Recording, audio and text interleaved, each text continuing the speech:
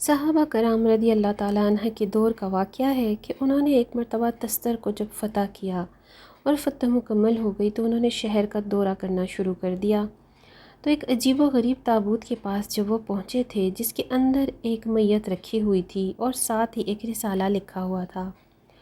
حضرت عمر رضی اللہ تعالیٰ عنہ کا دور تھا، لہٰذا ان لوگوں نے فوراً حضرت عمر کو اطلاع بھجوائی اور وہ رسالہ ایک عجیب و غریب زبان میں جو موجود تھا، یہ رسالہ یا کتاب جو بھی تھا، حضرت عمر فاروق کی خدمت میں بھیج دیا گیا۔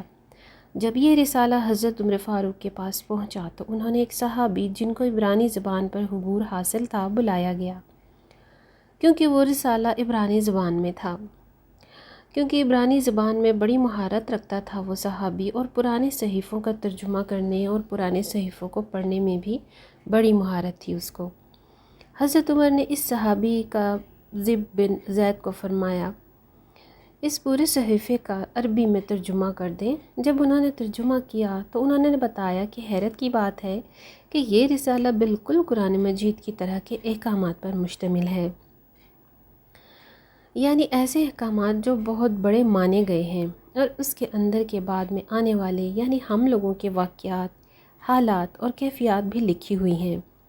راوی کہتے ہیں کہ جو تابوت ہم نے تستر شہر سے لایا تھا وہ بڑا ہی متبرک تھا، لوگ اس کو چوم لیا کرتے تھے، اس کی بڑی ہی تقدیس کیا کرتے تھے۔ اگر کبھی بارش برسانی ہوتی اور بارش کا امکان نہ ہوتا تو اس کو وہ کھول دیتے، اس میں موجود میت کو دیکھ کر فوراً آسمان سے پانی برسنا شروع ہو جاتا۔ اس لیے راوی یعنی صحابہ کرام فرماتے ہیں کہ ہم نے اس بدعت اور غلط عادت کو ختم کرنے کا ارادہ کیا، لیکن ہمیں یہ ڈر تھا کہ لوگ اس کی عقیدت میں اتنا زیادہ نہ مبتلا ہو چکے ہوں کہ وہ قبر کو کھود کر دوبارہ سے اس میت کو نکال کر اس کی عقیدت کرنا شروع کر دیتے اور اس کی بے حرمتی کرتے رہتے۔ چنانچہ رات کے اندھیرے میں ہم بہت سارے لوگوں نے مل کر ایک جگہ پر 13 قبریں کھودیں اور ان میں سے کسی ایک قبر میں میت کو دفن کر دیا ہے کہ اب ہم کو بھی معلوم نہیں کہ ان 13 میں سے کون سی قبر ہے جس میں میت دفن ہے۔ حضرت عمر رضی اللہ عنہ سے کسی نے پوچھا کہ کیا آپ کو معلوم ہے کہ یہ میت ایسی کیوں تھی، اتنی پرسکون؟ اس کے اعمال کیا تھے اور کیوں اس کو مقدس جانا اور سمجھا جاتا تھا؟ تو انہوں نے کہا کہ یہ حضرت دانیال علیہ السلام کی قبر مبارکہ تھی، جو اللہ کے نبی تھے۔ ان کے بارے میں رسول اللہ صلی اللہ علیہ وسلم نے یہ ارشاد فرمایا تھا، جس کا مفہوم کچھ اس طرح سے ہے کہ حضرت دانیال علیہ السلام امت محمدیہ کے لیے بہت محبت رکھتے تھے، تو انہوں نے دعا مانگی تھی کہ ان کو بھی امت محمدیہ میں ہی دفن کیا جائے، چنانچہ اللہ تعالیٰ نے اس کا انتظام کیا۔ حضرت دانیال علیہ السلام کے تابوت کے ساتھ ایک انگوٹھی بھی ملی تھی، جس کو وہ مشہور و معروف صحابی حضرت ابو موسیٰ اشعری نے اپنے پاس رکھ لیا تھا، جس پر 2 شیر بنے ہوئے تھے جو بڑے عجیب و غریب سے تھے۔